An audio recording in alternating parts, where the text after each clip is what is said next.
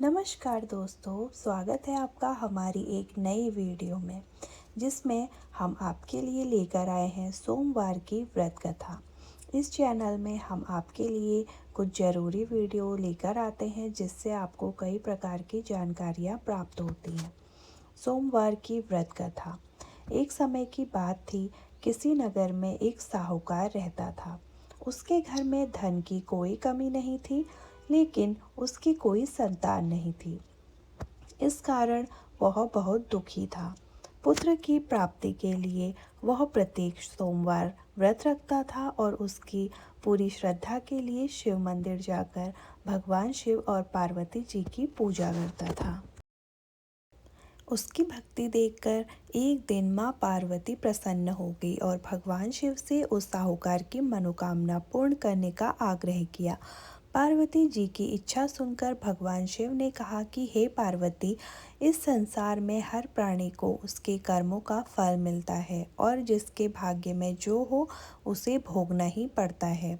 लेकिन पार्वती जी ने साहूकार की भक्ति का मान रखने के लिए उनकी मनोकामना पूर्ण करने की इच्छा जताई। माता पार्वती के आग्रह पर शिव जी ने साहूकार को पुत्र प्राप्ति का वरदान तो दिया, लेकिन साथ ही यह भी कहा कि उसके बालक की आयु केवल 12 वर्ष होगी। माता पार्वती और भगवान शिव की बातचीत साहूकार सुन रहा था। उसे ना तो इस बात की खुशी थी और ना ही उसका दुख था। वह पहले भी की भांति शिव जी की पूजा करता रहा।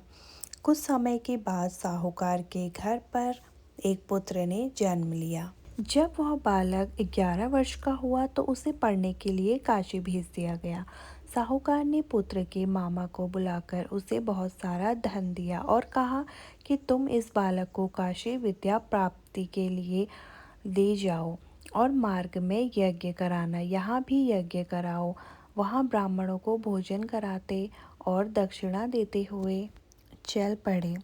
रात में एक नगर पड़ा जहाँ नागर के राजा की कन्या का विवाह था, लेकिन जिस राजकुमार से उसका विवाह होने वाला था वह एक आंख से काना था। राजकुमार के पिता ने अपने पुत्र के काना होने की बात को छुपाने के लिए एक चाल सोची। साहूकार के पुत्र को देखकर उसके मन में एक विचार आया। उसने सोचा, क्यों न इस लड़के को दूल्हा बनाकर राजकुमारी से विवाह करा दूं। विवाह के बाद इसको धन देकर विदा कर दूंगा और राजकुमारी को अपने नगर लेके जाऊंगा। लड़के को दूल्हे के वस्त्र पहनाकर राजकुमारी से विवाह कर दिया गया। लेकिन साहूकार का पुत्र ईमानदार था। उसे यह बात न्याय संगत नहीं लगी। उसने अवसर पाकर राजकुमारी की चुन्नी के पल्ले पर लिखा कि तुम्हारा विवाह तो मेरे साथ हुआ है, लेकिन जिस राजकुमार के संग तुम्हें भेजा जाएगा वो एक आंख से काना है। मैं तो काशी पढ़ने जा रहा हूँ। तब राजकुमारी ने चुन्नी पर लिखी बातें पढ़ी तो उसने अपने माता पिता को यह बात बताई। राजा ने अपनी पुत्री को विदा नहीं किया, जिससे बारात वापस चली गई। दूसरी ओर साहूकार का लड़का और उसका मामा काशी पहुंच गए। वहां जाकर उन्होंने यज्ञ किया। एक लड़के दिन एक लड़के की आयु 12 वर्ष की हो गई तो उसी दिन वहां पर यज्ञ किया गया। लड़के ने अपने मामा से कहा कि मेरी तबीयत कुछ ठीक नहीं है। मामा ने कहा कि तुम अंदर जाकर सो जाओ। शिवजी के वरदानुसार कुछ ही देर में उस बालक के प्राण निकल गए। मृत भांजे को देख उसके मामा ने विलाप शुरू किया।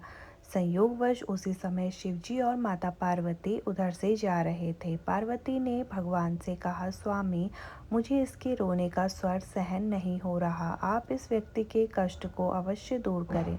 जब शिवजी मृत बालक के समीप गए तो वह बोले कि यह उसी साहूकार का पुत्र है जिसे मैंने 12 वर्ष की आयु का वरदान दिया।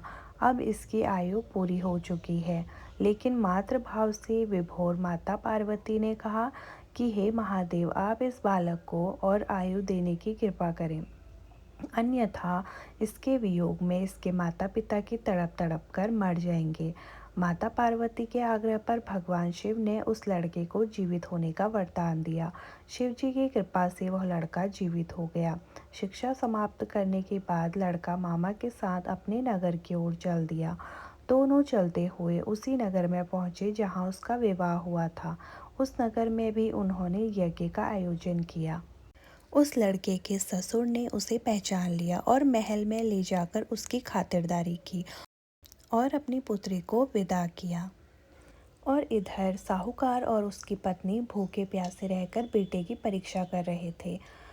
उन्होंने प्रण रख लिया था कि यदि उन्हें अपने बेटे की मृत्यु का समाचार मिला तो वह भी प्राण त्याग देंगे, परंतु अपने बेटे के जीवित होने का समाचार पाकर वह बेहद प्रसन्न हुए। उसी रात भगवान शिव ने व्यापारी के स्वप्न में आकर कहा, हे सृष्टि, मैंने तेरे सोमवार के व्रत करने और व्रत कथा सुनने से प्रसन्न होकर तेरे पुत्र को लंबी आयु प्रदान की है। इसी प्रकार जो कोई सोमवार का व्रत करता है या कथा सुनता है और पढ़ता है, उसके सभी दुख दूर होते हैं और समस्त मनोकामनाएं भी पूरी होती हैं। तो दोस्तों, इसी प्रकार से सोमवार का व्रत करने से सभी मनोकामनाएं पूर्ण होती हैं।